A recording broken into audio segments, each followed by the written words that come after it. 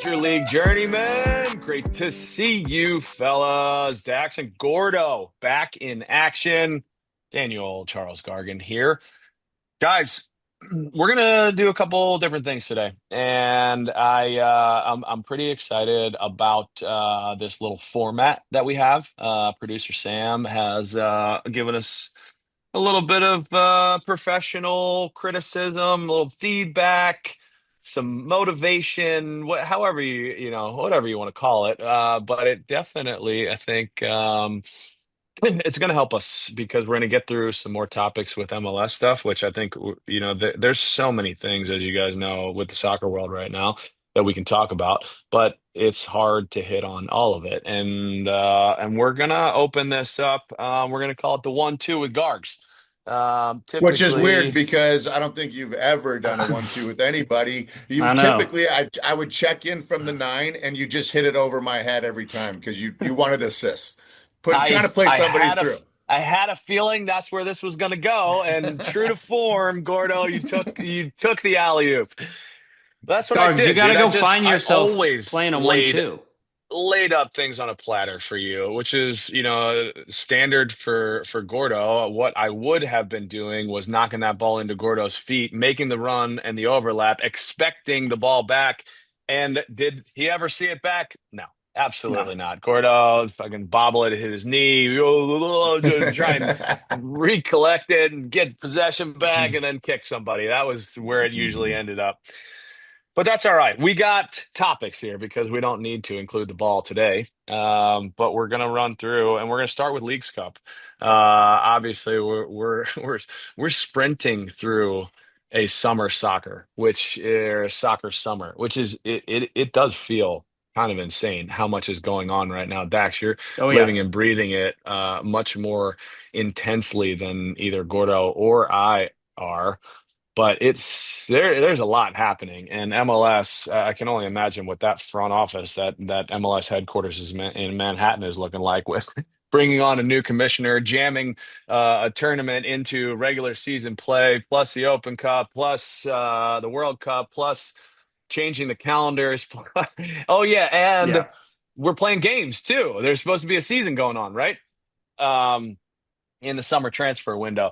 But for right now, we got Leagues Cup.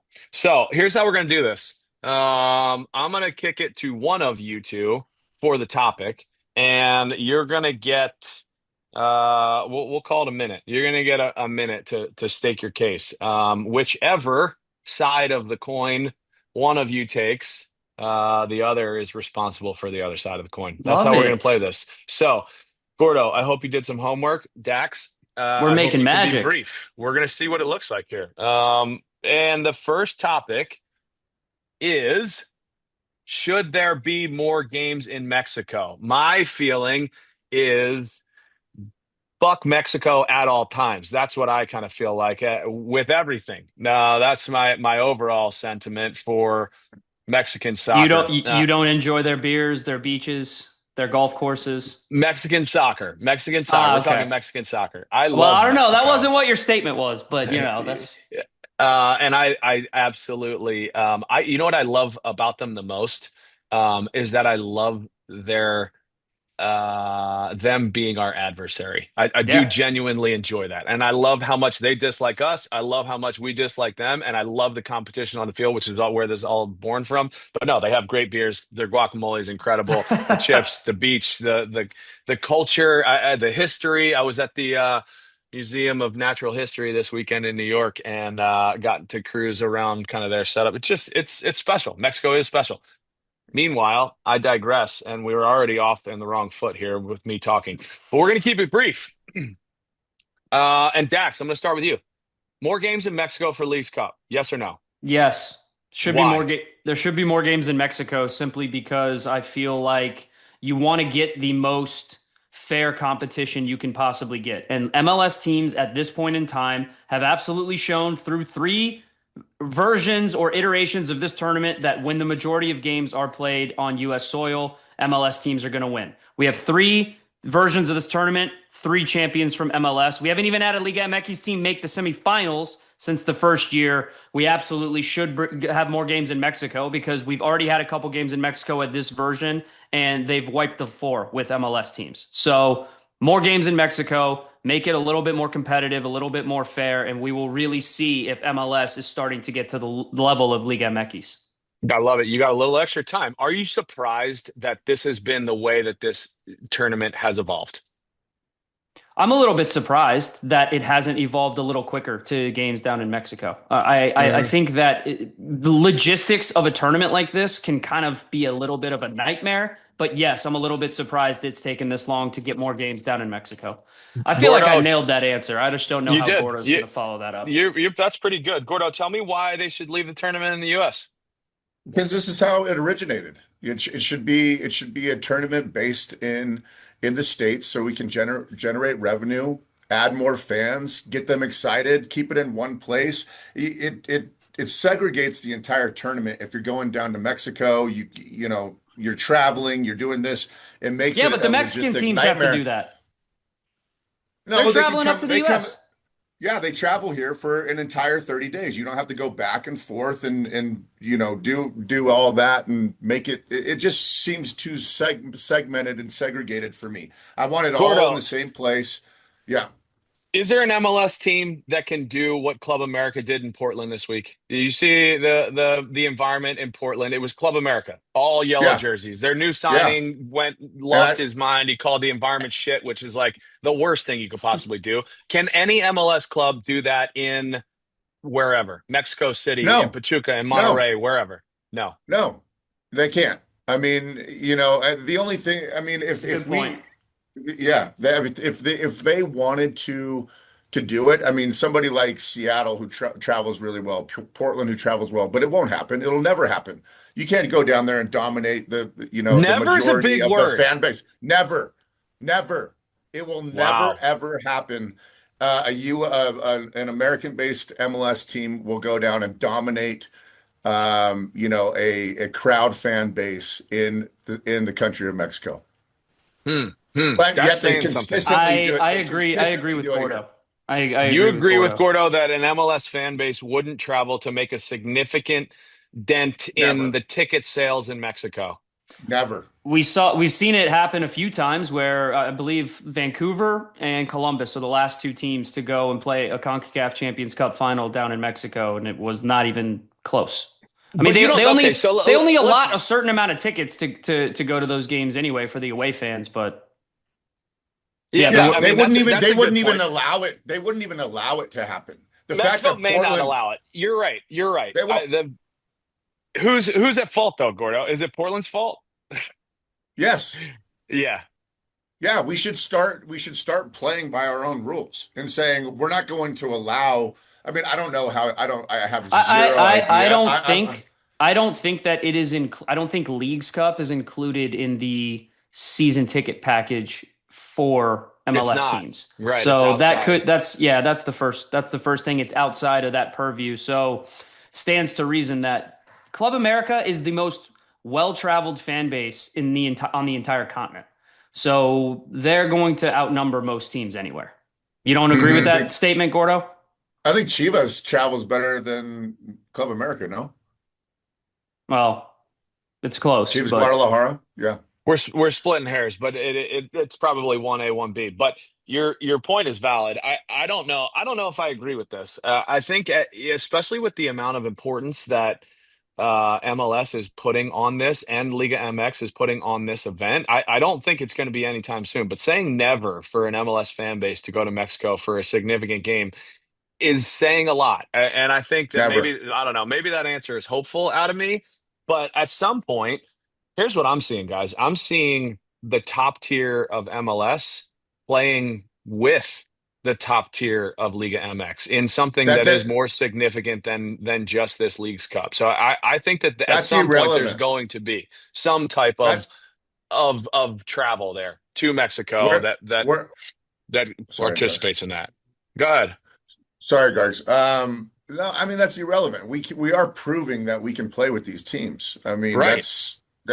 yeah, but that's not what we're talking about. We're talking about support. And the fact of the matter is that there's so many Mexican immigrants in this country that already have a childhood team and the place that they're from in Mexico in the U.S., right? And that's not a political statement. Yeah. it's not like Yeah. Yeah. but they live here.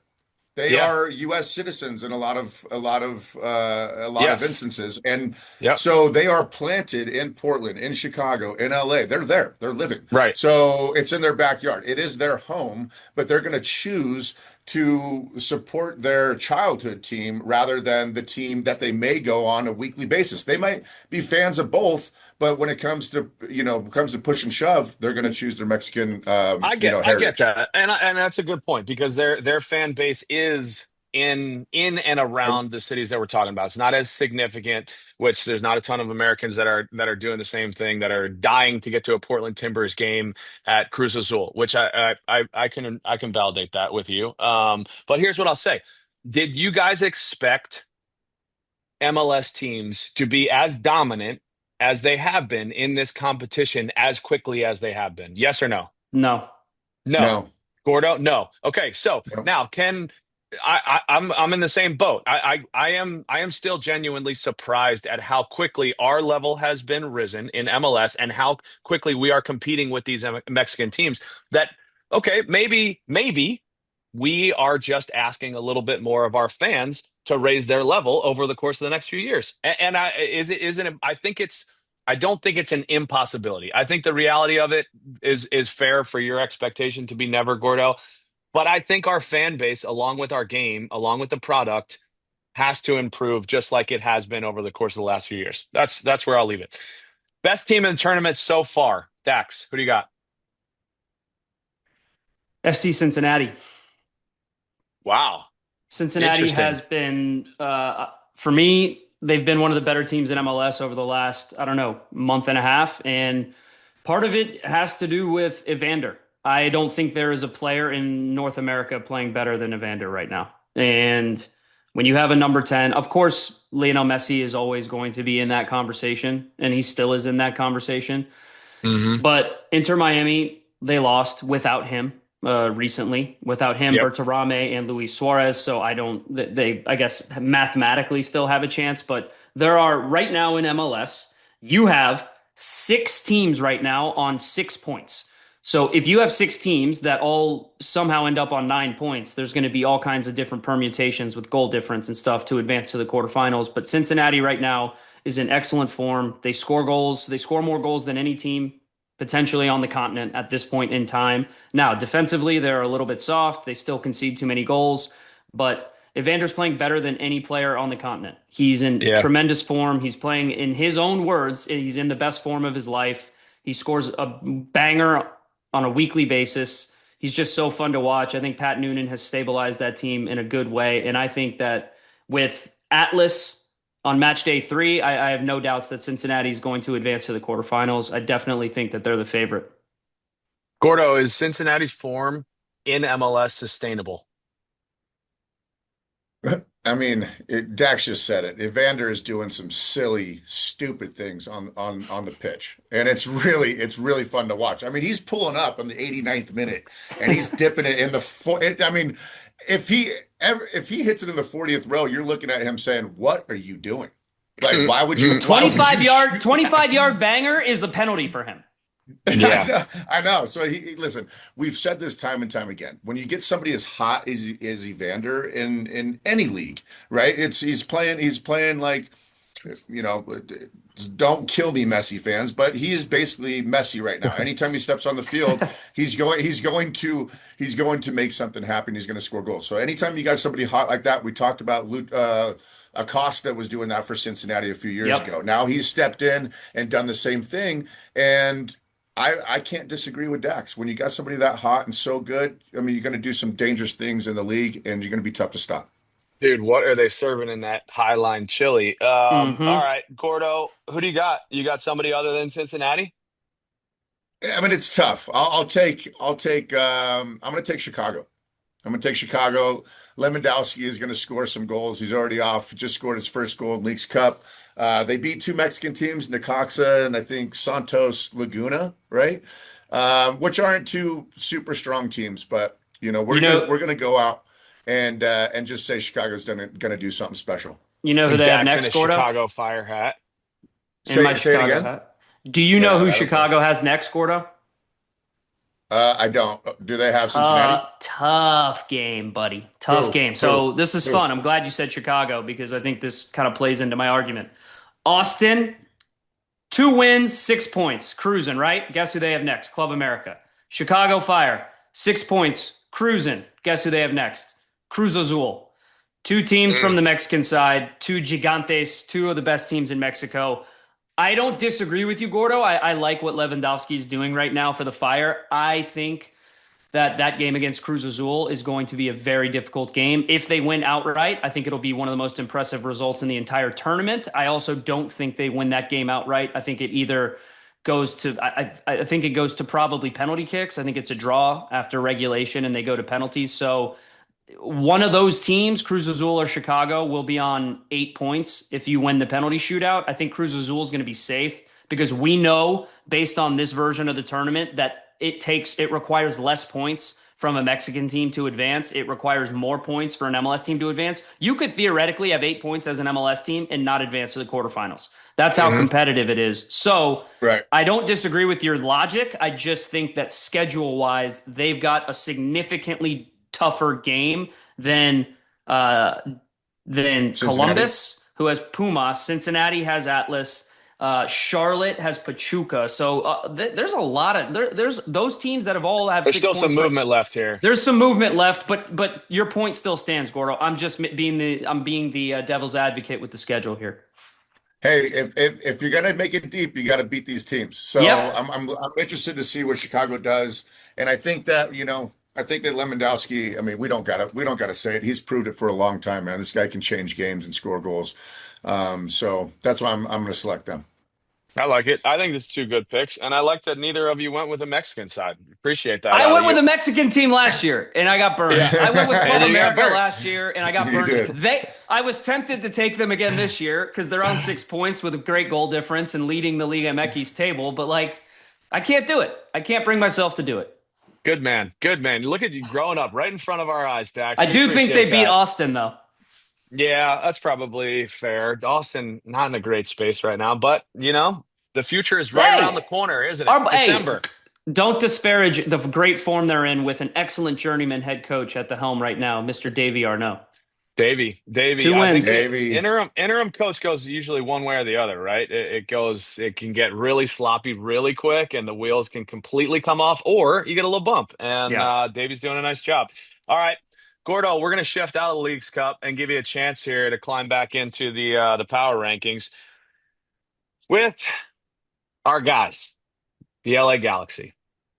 Have made some moves over the past few days here. And one of their moves is signing San Diego player, I guess still existing player on loan, Chucky Lozano. I want you to grade this signing for me. Um, Pretty close to an F. I'm gonna give it a D minus. I hate Wow. everything about it. I hate Wow. every single thing about it, and I don't care how much San Diego's eating his salary. I don't care if we're paying him $100,000. I really don't. You're taking a guy from that nobody will touch in the league, probably because all we've known of him try to try to be a cancer in a locker room for a San Diego side who was off to an incredible start. When you're winning games, winning solves everything. Winning, you are buzzing in the locker room, and this guy has a problem. And he's creating problems in a San Diego locker room that you loved, Dax. You loved him. I We did. all loved them. We loved to watch them. We loved exactly what they were doing. We loved what the coach was doing and Mikey. We loved everything. And this guy's got a problem. Okay. So why the hell would you even, I mean, you got to be so desperate to go and get a guy like that who's on massive salary. He hasn't played since November, by the way. I don't know what he's been doing. He doesn't make the Mexican national team because he's not playing. There's zero reason to sign him. And we go ahead and sign him. It just stinks of desperation, which they should be because they suck, but it stinks of desperation. And I wouldn't let everybody else know how desperate I was to go pick up this guy. And it's just, it's awful. Front and it's just everything about it sucks. Everything about it. I don't like it one bit. Dax, tell me why it's not an F. It's not an F, and I'm taking the opposite side of this because I don't mind the move for the LA Galaxy. I think that Grade it. it's Grade it before you go. I think it is a B minus with the potential to be an A. So Wow. I think everyone is looking at Chucky Lozano as damaged goods. Fair enough. His attitude problems in the San Diego locker room are well documented. But before that, he had 20 goal contributions, 20-ish goal contributions in 33, 34 games. He stayed fit. He was healthy. He was extremely dangerous when he was available and on the field. And we don't know exactly what happened between him and Mikey Veras. Maybe it'll never come out. Obviously, some sort of issue in the locker room between those two. And yeah, we have all been a part of locker rooms where we've played with high profile players and they've had issues with upper management, contract disputes, having it out with the coaching staff, whatever it may be. Now, that stuff was always, I think, kept under wraps, and I think it was smoothed over eventually. This situation hasn't been able to be smoothed over. I think San Diego dug their heels in. I think they wanted an excuse to get rid of him. And I think the Galaxy are getting a high priced, very good rental for the rest of the season to try to dig them out of the hole they're in. He is still Hmm. an extremely high quality player. And if he is focused, which I think he will be, because I would be embarrassed if I was Chucky that no one wanted to touch me, and I would be wanting to prove a point. So you're getting a fit, highly motivated, excellent player on his day to be able to fit in with Marco Royce, Joseph Paintsel, and maybe a Joao Klaus who comes back healthy after the injury he had. That is a frightening front four if he's fit and motivated. I think it's a low risk move for the Galaxy. They're already crap right now, anyways. So you may as well take the risk. You may as well take the chance, especially like Gordo said, they can't be paying him that much money, although he is occupying a designated player spot. You know he knows the league. I think it's a low risk, high reward move. And if it doesn't work out, see you later. We move on next year anyways. But B Yeah. he's not minus fit. potential to be an He's A. not, Yeah, but you're he's not saying I fit. think He hasn't played since November. Yeah, okay, he's not match fit, but he's been posting selfies of him training with in San Diego by himself. All right, so I think he'll Nice. be able to run. I On the think he'll be beach. able to run. on the beach, he's doing workouts with Rocky out there, which is a What good do you think, spot. Gargs? I don't know. It's Dude, a compelling argument. I'll tell you what, I don't necessarily disagree with your rose-colored glasses right now, Dax, but it does seem kind of rosy. The For me, Where was I wrong? the move seems kind of desperate. I agree with Gordo that It is desperate. It doesn't seem yeah. desperate. It is desperate. Yeah, you're very hopeful, which is where I would say that there's definitely some question marks here. And what you're saying in terms of his production early on, spot on. Can he be an excellent player? Yes, maybe. But these are big maybes. And I think at this moment for the Galaxy, they're bad. They're not good. And you're not walking into a stable locker room. You're not walking into a bunch of veterans that have the locker room on lock. It's a good culture, it's good space, and you're bringing a massive personality into it that has issues. I think that overall, even if he's very good, like what are you going to invest in him further? Are you going to bring him back? Are you going to buy him from San Diego? Like what do you ultimately get out of this? And that's where in my mind it seems like I don't know, man. It doesn't feel great. Now, the follow up to this is you signed Sergey Roberto. So it's not just, I don't think that you can just grade the Chucky on its own because they're coupling that with another player here that clearly has some pedigree. Dax, give me your grade on this move for the Galaxy. A C. I like Sergio Interesting. Roberto. I like Sergio Roberto. I think he's going to be a very good player in MLS. I just don't necessarily think that he has the requisite fitness to be able to stay on the field for them constantly. I know he's been at Como the last couple of seasons. He's been more of a bit part player, hasn't played as much. I don't think he has as much game fitness and rhythm. And I think that at this point, his body is telling him that he can't play physically at a high enough level game after game after game. So I like the player. I think he's a very good player. I think he can plug a lot of different holes in midfield for the Galaxy. I just think Greg Vanney's going to have to manage his minutes. I think he's going to have to rotate him probably more so than you should have to rotate a piece like that. But I think if the cost and the price is right, I think he will be able to contribute. I just think that Chucky Lozano is going to be a higher level contributor than Sergio Roberto. Okay. I, I I'm having a tough time loving what the Galaxy are doing right now, Gordo. I know you're feeling the same. It all starts with the slippery slope of losing Ricky Puig, but it feels very reactionary and desperate in a lot of different ways, and that's not a good place to be in this league. So we'll see. We'll see. We got a couple months here for them to sort some things out potentially. Couple last ones, and we're gonna go quick here. Now we're gonna go quick. Hey, you I feel like me and Gordo have been short. yeah, Gargs has been that's dragging us good. up. I'm dragging us down. That's all right. Everybody I'm wants to hear taking me over the talk. timer next time. I know Oh this boy, is going to here we happen. go. Now we're in trouble. Producer Sam's jumping in. All right. We got two young players in the league currently that just got sold or are in the process of getting sold for a boatload of money. Xavier Gozo and Harrington from Colorado, both out of your area, Gordo. You got them in the Rocky Mountain Cup. Who won the Rocky Mountain Cup in import-export business here with Gozo and Harrington? Chelsea goes. Gozo's going to Crystal Palace for 11 million. Harrington is going to Hull for I want to say 17 million. They were pushing numbers like 23, 25. He's getting sold for 17 million. They've had him for 6 months. Harrington, Gozo, different space. Gozo developed within Salt Lake's system. That's tough. I'm gonna say, I mean, you want to go with the bigger number. You want to say the Rapids won, but the fact that Salt Lake developed this player means a lot. It means a lot for this country. It means a lot for youth soccer, which we've been critical of. To develop a player and sell him for any amount over 10 million is a huge feat. And I think it says a lot about the player that he is, the organization of Salt Lake itself, which I've known to be around the country and be very, very good in the Southwest region. So I think they are the winners. Dax, Colorado Rapids, this is an incredible piece of business for them to get Yeah. Harrington for the amount of time that they did and move him along. A tip of the cap to their scouting department. Why are they the winners in this?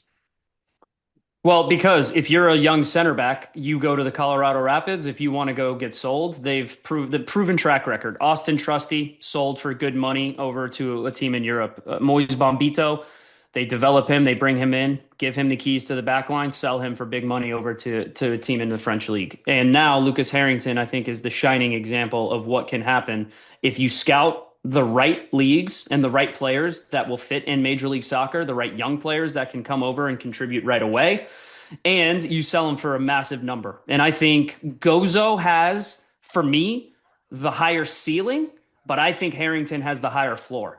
And I think it's probably positionally related. I think as a center back, especially going over to England, I think he's going to learn very quickly, sink or swim. I think Gozo is going to be given a little bit more time and probably not play as much right away. I think Harrington has the potential to play pretty significant minutes pretty early on as a young player. He's already represented his country in a World Cup as a teenager.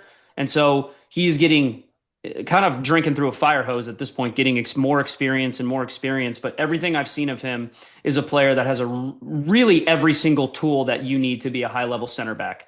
He reads the game well. He's an excellent passer out of the back. He's got tremendous confidence, physical profile. He's quick. He's fast. He can play a high line. Everything I've seen from him in Major League Soccer tells me that he will be able to translate well to a smaller team in England. And I like that he's going to a smaller team. I think that he'll get minutes. I think he'll develop. I want players that are going to go to teams that where they're going to play and be important pieces to then be sold on. Not like a Matt Miazga where you go to Chelsea for big money and it's all the glitz and glamour, and then you go out on loan 7 out of the next 9 years. I want to see players establish themselves for the teams that buy them. And then I bet you he will move on to a bigger club. Excellent business from Colorado. More Let's go like a back Chris three Richards. months. let's go back 3 months. You putting Gozo on the U.S. national team roster, Dax? Yep. Yep. Still think he should have been Gordo? there. Yeah, of course. I said it. I said it live on our show. You Couldn't did. believe it. Live on the show. Well, we'll do it And the live. show's not live, but he said it live. I said, I said it live. I said it live right here in front of you guys. He should have been on the roster over Gio Reyna. All right, Dax, you're touching on a couple different things there, it is our next topic here. Middlesbrough has now brought in a bunch of Americans. They got Arfston. They had Aiden Morris previously. They got Berhalter. Three Americans that are now sitting in a roster. Chelsea also now bringing in what seems to be Americans. They sign Benji Flowers out of FC Dallas. They bring in Vicente Garcia from the LA Galaxy as 16-year-olds. They're investing in the youth movement.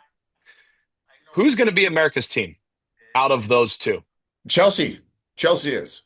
Let me give you a little Um, context before you go, and if you're taking Chelsea. They signed a deal. Todd Bailey is an American owner who bought them from Abramovich in 2022, 2023. They just signed a deal with Jay-Z and Rock Nation in May to be a strategic partner to make Chelsea America's team. Are you buying into what they are doing with investing in the U.S. market? yeah, I do. I mean, I think it's no secret that these European teams want to get into the American market. This is why we've had the summer international friendlies for the past, 10 plus years, even back to when we were playing. We played, several teams. They were coming over here and they're trying to spread their brand because they know that the American market in general. How many people have said I don't like the MLS. I just like European soccer. It's the cool thing to say. It's so much better. It's all this stuff, right? They Hmm. know that they know that there is a market to capitalize on here, and it's an untapped market for the most part. So yeah, they want to get in here. There's lots of dollars here, which the World Cup just proved by billions and billions of dollars of revenue.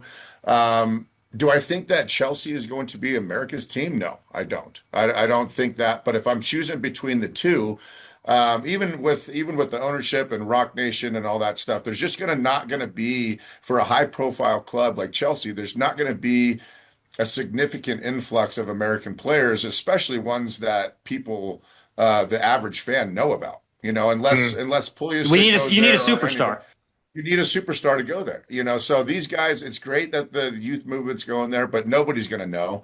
Nobody's going to know about this American owner, and nobody's going to know about Rock Nation either. So they're not going to take over. But if I'm choosing between the two, I'm going to choose Chelsea just because they have a bigger brand. It seems like Middlesbrough is the new Fulham, which is also awesome. Because when Fulham had all the Nah, Stuart you don't Holdens get and to talk Eddie about Johnsons. Middlesbrough. Ding, I was you're gonna done. say, thank you. I was gonna say, is he stealing my answer? Go ahead, My Ding. bad, my Gordo. bad, my bad, my bad. Is this Freaky Friday? Did Gordo jump into my body or Sorry, what? dude, Dax, I was waiting for the tell bell. us I was why. waiting Tell for the us bell. why Middlesbrough is the new Fulham. Are they? Yeah, they are. Middlesbrough is absolutely the new Fulham, and it's absolutely a team that I'm going to be supporting and rooting for, and I think every American and MLS fan should be rooting for. Is that because there's Americans on the team, or because of the particular Americans that have gone there? I think both. I think they are one in the same. Okay. Middlesbrough has really liked what they have seen out of Aiden Morris, who's Yep. been a smashing success over at Middlesbrough. I think the fans love him. Everything I see online or on social media about his performances are that they think he's a machine, which is exactly what he was with the Columbus Crew. And now they get a great deal. They go get Sebastian Berhalter with 6 months left on his contract, and they probably got a fantastic deal for him to go over there and join Aiden Morrison midfield, and he's already gotten an assist, I believe, in the Leagues Cup over there in their first competitive game, and people are already praising his performances. Then you go get Max Arston, and let's not forget they also signed Adilson Malanda from Charlotte, the center back, really highly rated center back, and so you now have a team who has said we see a lot of quality in the U.S. market, specifically Major League Soccer. And I think that they are impressed with how we are developing talent. And so it's not all Americans. Obviously, you have three Americans, and I believe Malanda's French. But Malanda, kind of similarly to Lucas Harrington, he established himself in Major League Soccer as one of the best young center backs in the league. And they decided for the transfer fee that we will have to pay, for the wages and the salary demands that we will have to pay, these are players that not only will help us win in the near term, but then in the long term, we could potentially sell on for a profit. And by the way, if that happens, then that influx of money will go back to the MLS clubs who obviously have sell on fees. I think it's absolutely fantastic, but they have to win. And the players have Yeah. to play well. Because guess what? With that type of pressure, and if we're going to say, hey, Middlesbrough, you're fantastic, you're winning all these games because you have talented players coming from MLS, well, then the opposite is also true, and the inverse is also true. If they don't do well, then guess what? A lot of the blame is going to go to these quote-unquote MLS players or American players, and that's just how it is. It's how it will always be because we still have this, let's call it a stigma. Within European soccer circles about, oh, you're a Yank, you don't know anything about soccer. I experienced it when I'm calling games, when I'm analyzing games, when I'm talking about soccer. I say, don't call it soccer, it's football, mate. You know, like this is we're gonna have to live with this. And so it would be great for a team like Middlesbrough to go and get promoted straight away, win the championship or be in the top two or get promoted, win the promotion playoffs and just have a really seminal moment for a team that I think is very similar to Fulham, but Fulham was already in the Premier League when they were signing all these American guys, and they were just kind of holding steady. Brian McBride, Clint Dempsey, they led them to new heights along with some other very good players. They played in the Europa League a couple of times, but they were solid. They were solid contributors, and that is what you want to see at Middlesbrough. America's team, baby. America's team, Middlesbrough. How about Gordo that? just likes the flash, the flash shiny lights of Champions League and Chelsea. Gordo probably loves the Cowboys too. I'm pretty sure I argued against myself and called Middlesbrough, strangely called Middlesbrough the America's team without even knowing it. Oh my So God. run that back. I'm Run an that idiot. back. You want to try again, Gordon? Yeah. Let me tell you, I started off by choosing Chelsea, and then I went. That's why I let him go tell you first. why my answer I is knew the wrong I one. knew that I knew he would take the glitz and glamour at Chelsea. Oh my God, Gordo, you're predictable. All right, Gordo, I'm going to give you a shot here. Lewandowski, you've already taken him. Tell me why he is a more impactful signing than Griezmann in this league right now. Why? I don't think so. Okay, you don't. You like Griezmann. No. Yeah. Yeah. Okay, I then like I'll give you Griezmann. Griezmann. Tell me why.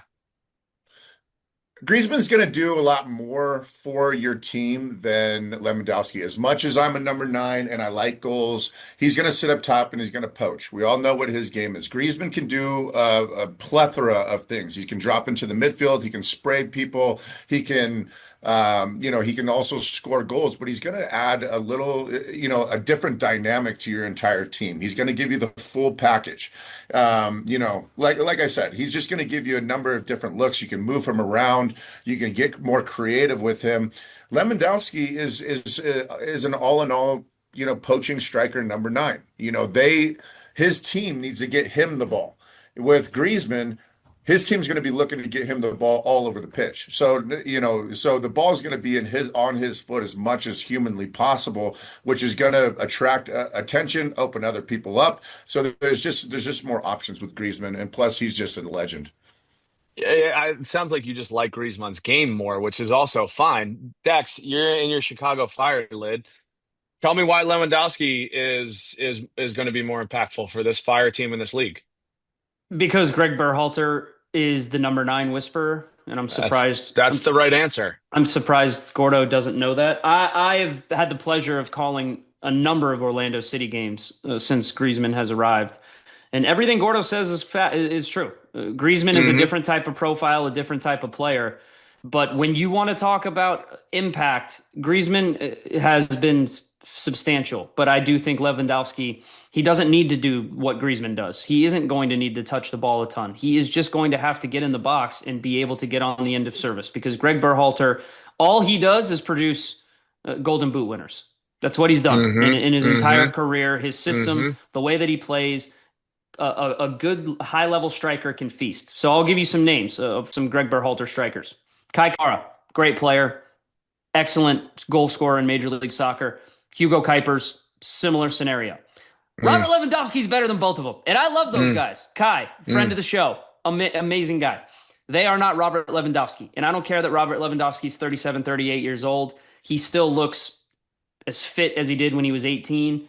And now he is finally, I think, starting to gel with some of his teammates. Some of the combinations I see between Bamba and Zinkernagel and Saletros and Lewandowski, the profile and the different variety of goals he can score is unbelievable. And so Mm. Lewandowski is going to smash Griezmann in the goal scoring category.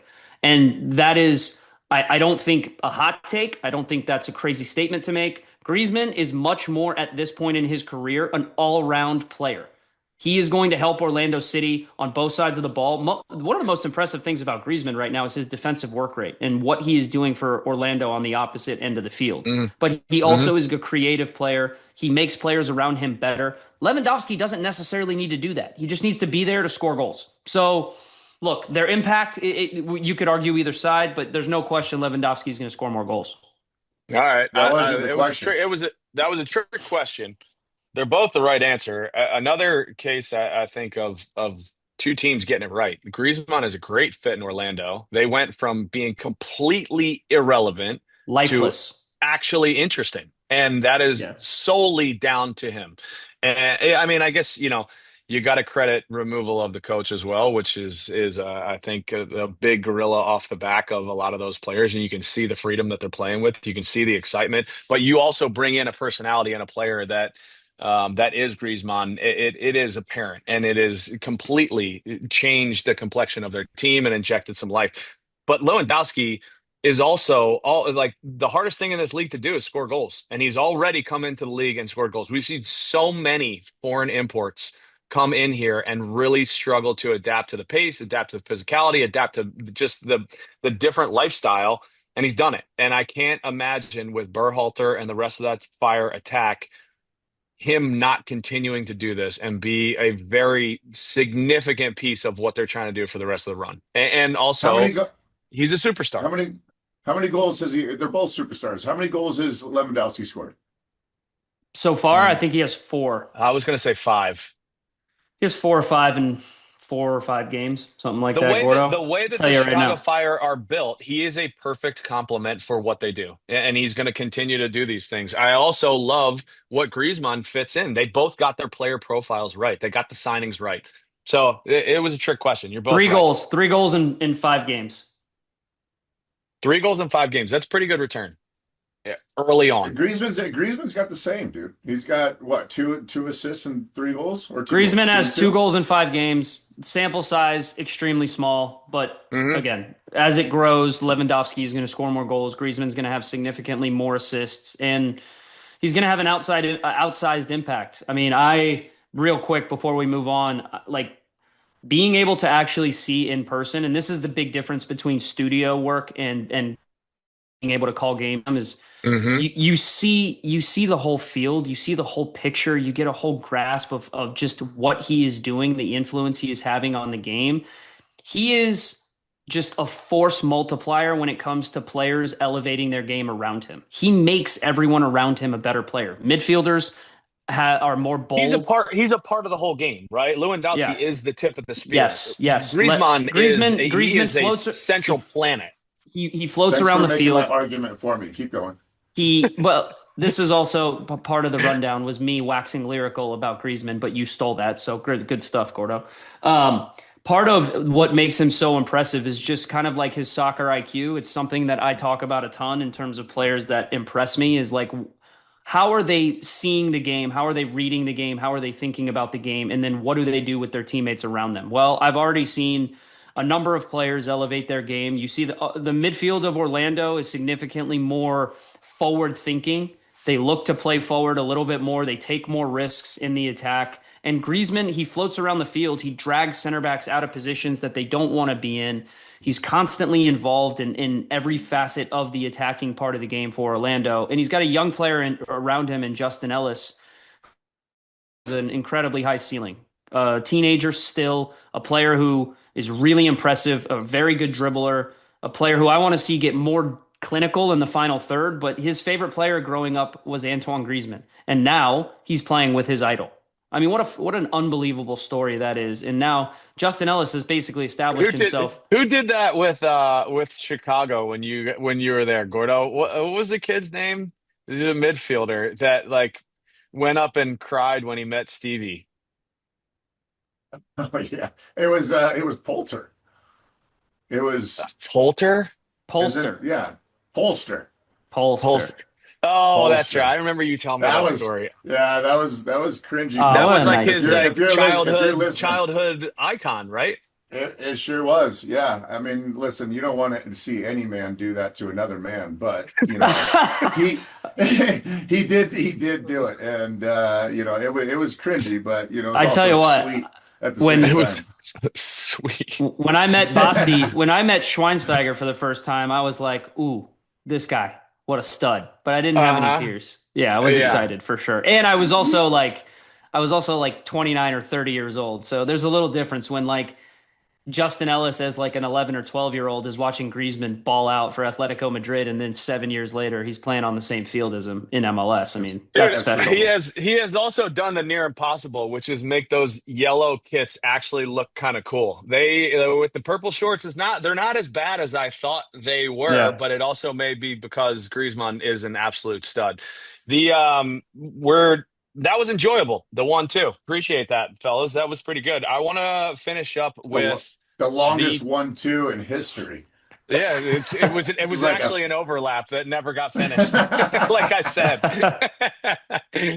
Oh my God. We got to finish though with FIFA. And I mean, this is the elephant that just won't go away, it feels like. And it keeps peeling layers back further and further and further. And then we can go in a lot of different directions with this, but just for argument's sake to frame this from the conversation standpoint, basically half the world revolted against Infantino, and then the other half said, "Nah, you know what? I think our deal's too good right now. We're going to stick with him," which is pretty interesting because as the timeline first started to evolve, obviously the plan to sell off FIFA comes out, and what has now been revealed kind of in retrospect is this had been going on with Kushner in the US while the World Cup is going on, which explains why Trump and Infantino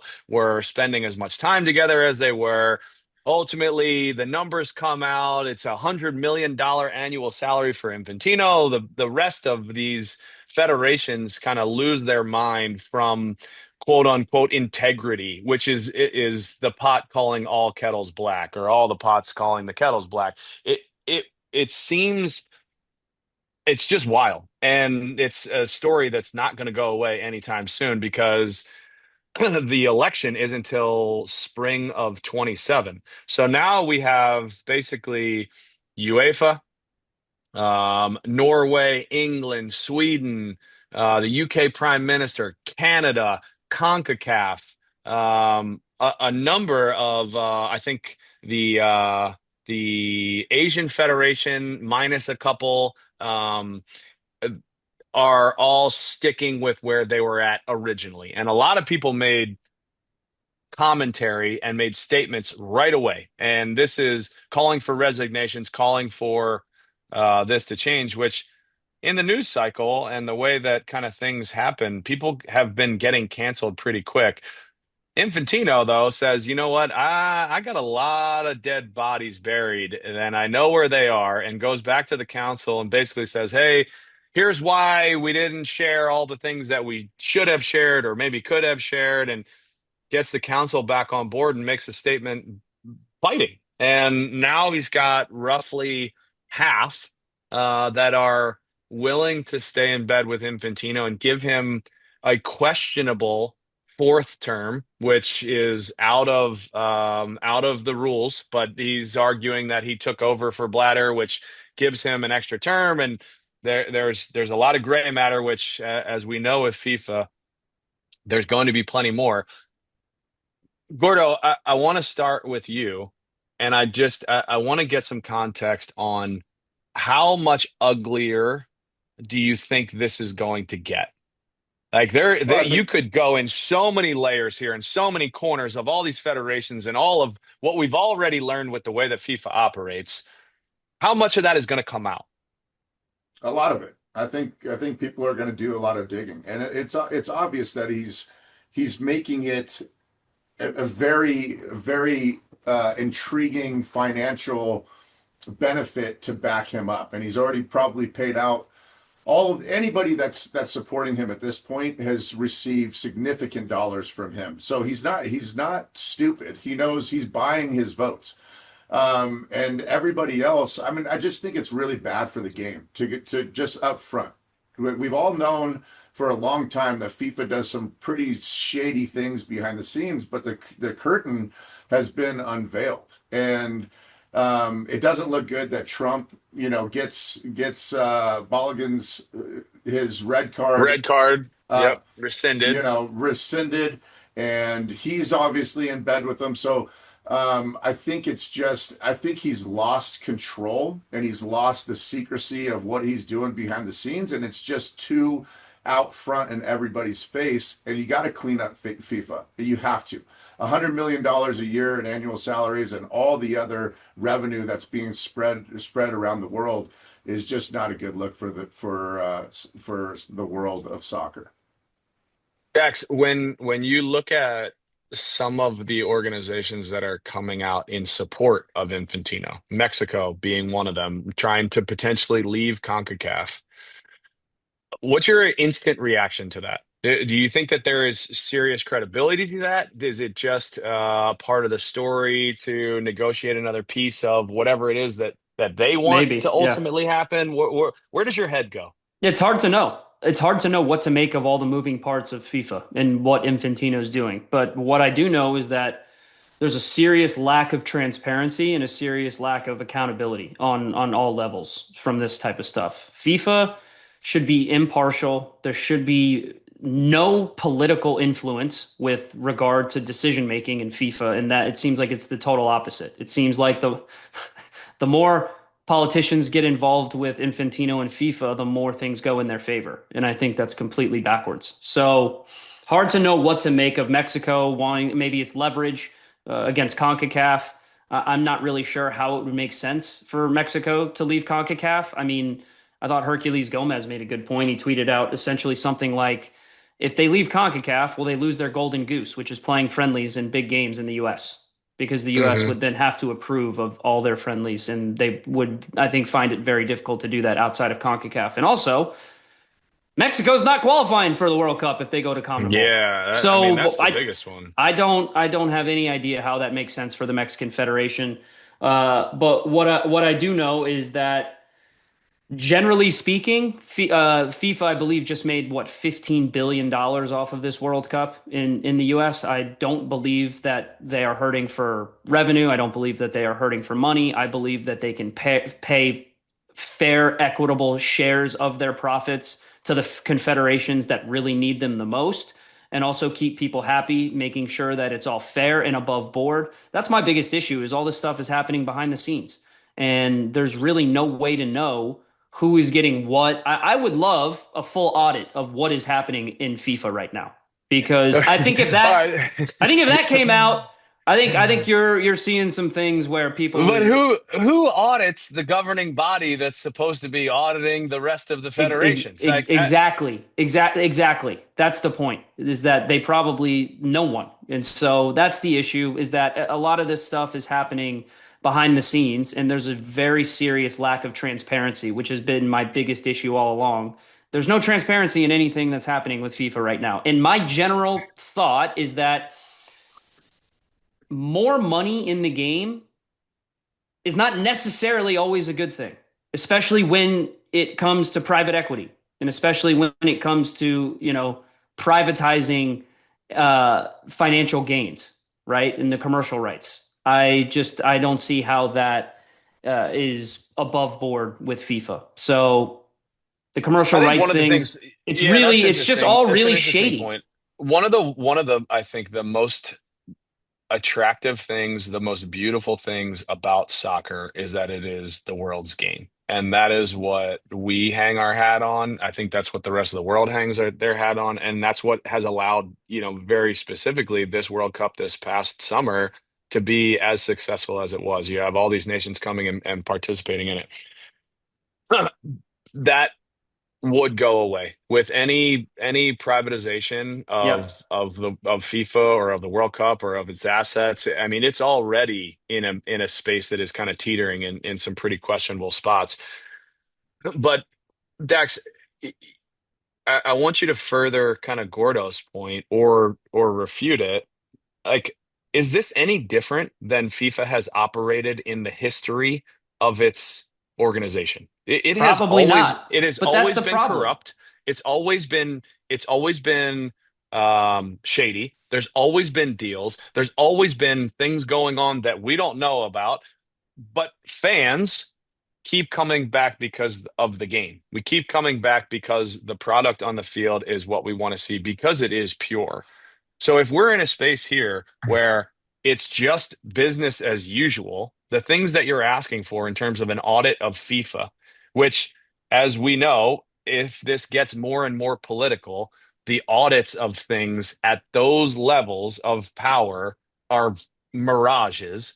The only way, in my mind, that this ultimately goes anywhere is whoever doesn't have the most significant skeletons in the closet start pulling out some other dead bodies and revealing some of this stuff. What I thought was interesting, and I'll just context this, and then I want you to run with this.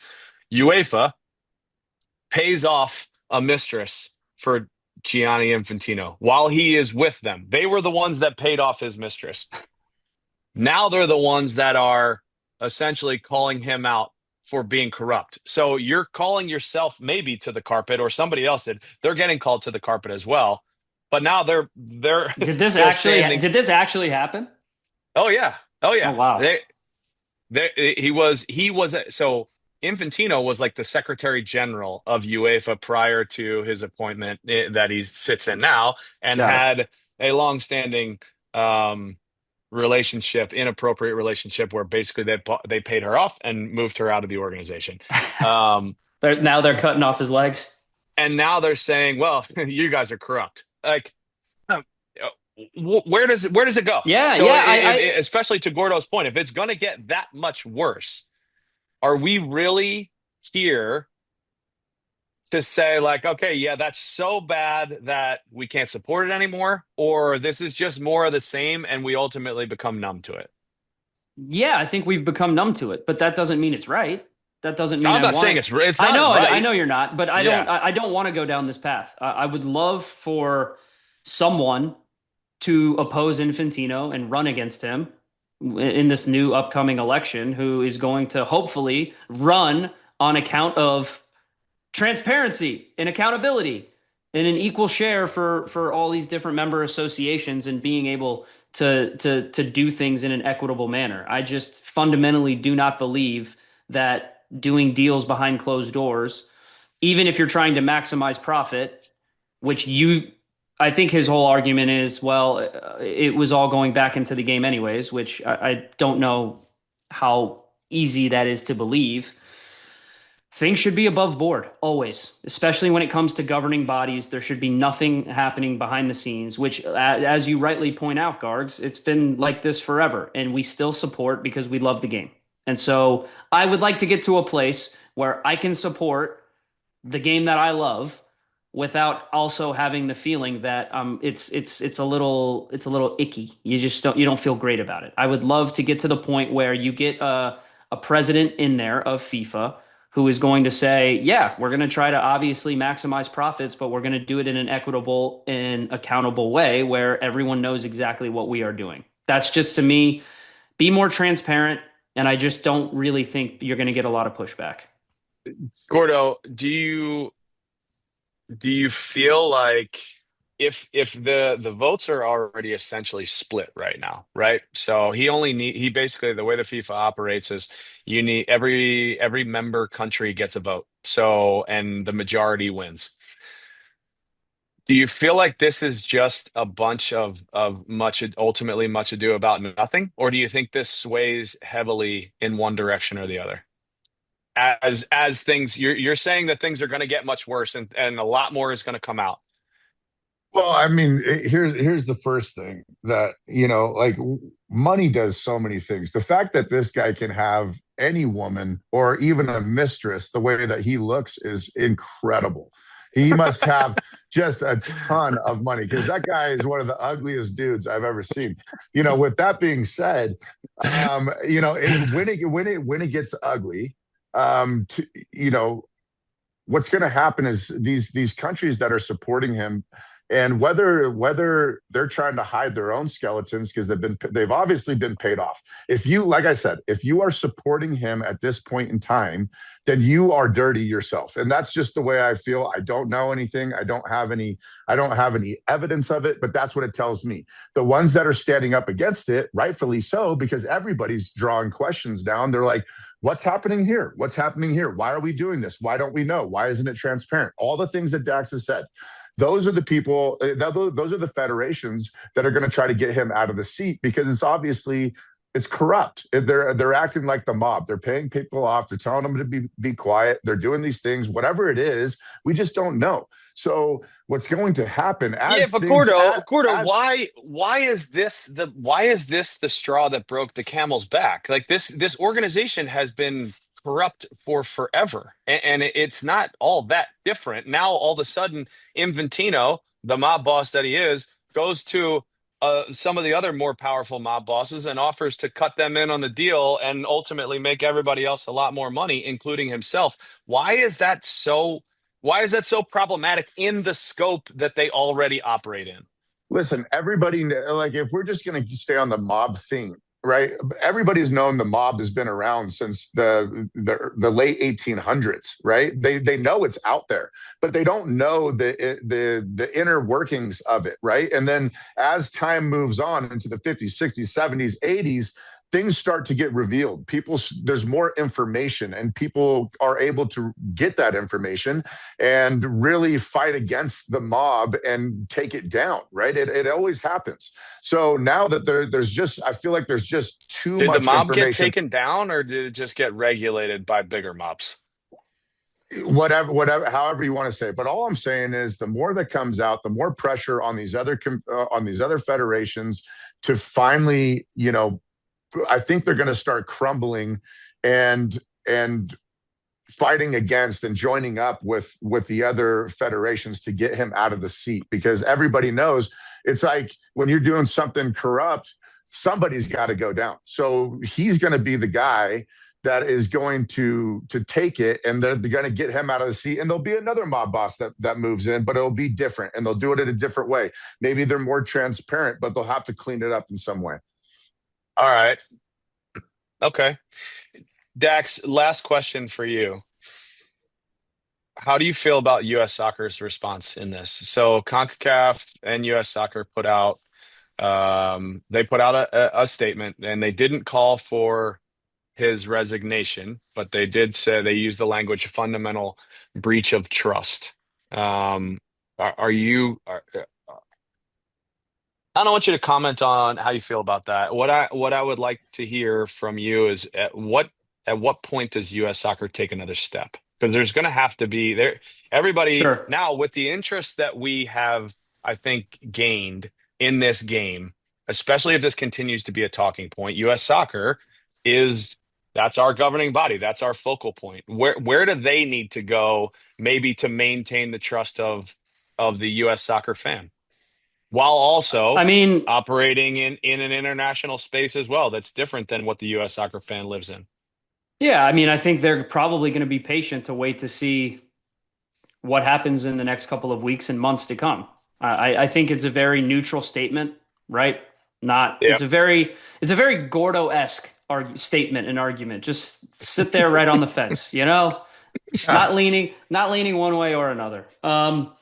Honestly, I don't have an issue with it at this point in time. Maybe they're waiting for more facts to come out. Maybe they're waiting for more, shoes to drop. I'm not really sure, but I do think at some point they're going to have to be a little bit stronger in their, I guess, stance one way or another. I mean, I think every confederation is going to have to come out, and either if Infantino makes it to the vote, Well, then their vote will obviously come out with CONCACAF and wherever they stand in terms of Infantino having another term, or they're going to have to say, we want to support another change, right? A change for the future of FIFA. So I don't know exactly where they state right now, but it does feel an awful lot like they're waiting to gather more information. That's, I think, Yeah. kind of the only place that I really sit is there. It's kind of how I feel. Just I'm kind of like, let's see what else comes out. Let's see what information comes to light. If Gordo's right, if more things are going to come out and more shoes are going to fall, and there's going to be more, I think, instances of either corruption or bad behavior, well, then So those are going to come is out. him trying to sell off the World Cup not enough for you to kick him out? Oh, no, for me personally, yeah, I don't like Yeah. it. I definitely wouldn't support it for sure. But US soccer, I mean, who knows? They obviously are, I think, riding high off of the backs of the most successful World Cup of all time with the World Yeah. Cup. Not necessarily for the US men's national team, which it was technically if you take the Belgium game out of it, but obviously, I think from a financial standpoint and from a political standpoint, it was a highly, highly successful World Cup. So they obviously have a relationship with Infantino. So I think they're just waiting for more information. Okay. But Would you like to see these them? are Would you like to see them be stronger, or are you kind of in the same boat? US soccer. Yeah, I think that there's probably enough here for US soccer to take a position and say, hey, this was too much. This is a breach of trust, and we don't feel confident in the Infantino leadership anymore. as the lead. I think that if they actually feel strongly to not sell off the property rights of the World Cup. I can't say that that's US soccer's position though. So if that's not their position and they're actually okay with selling off part of, those commercial rights, then yeah, it's just yeah, I would have liked to have you to let us know what you're doing, but nah, I Yeah, mean, it is what it is. Um, so I, yeah, I don't know. I think that their pause is kind of a pacification, maybe from a messaging standpoint. But here's what I want to finish with, and this I need this to be brief, Gordo, but I want you to think about this. Is is this storyline that's going to continue to evolve, is it enough to significantly tarnish the progress that we made in this country with the World Cup this summer? Or is all news good news? Is all media and all coverage good for the brand? I neither. I don't think it's enough to stop the progress of the best and most successful World Cup that we've ever seen. We're still going to remember, because when it comes to the World Cup, it's about the games, it's about the fans, it's about the experiences that we've talked about. That was all positive, and this doesn't erase that. But you know, to your second point, I don't think all news is good news either. I think there is something here that needs to be fixed, but it doesn't erase what's already happened in that moment in time. The great summer of 2026 will always be that, and we'll remember the games and all the other things that I just mentioned. But they do have something to fix here, and this is the new storyline moving forward, and we have, this is the in between time between World Cups, and it needs to be fixed. And I think we need answers, and I think that we need, to Dax's point, we need some accountability and some major actions to happen for people, for it to restore faith in the world's game, which we all love, but we need to restore some confidence to the fans. All right, let's finish on this. In one word or less, Dax, wow. is Infantino the president of FIFA in the next cycle? No, Gordo? No. I'll make it guards three. I'll make it three. I think it's a no. I don't think he ultimately survives feels like this. an avalanche right now.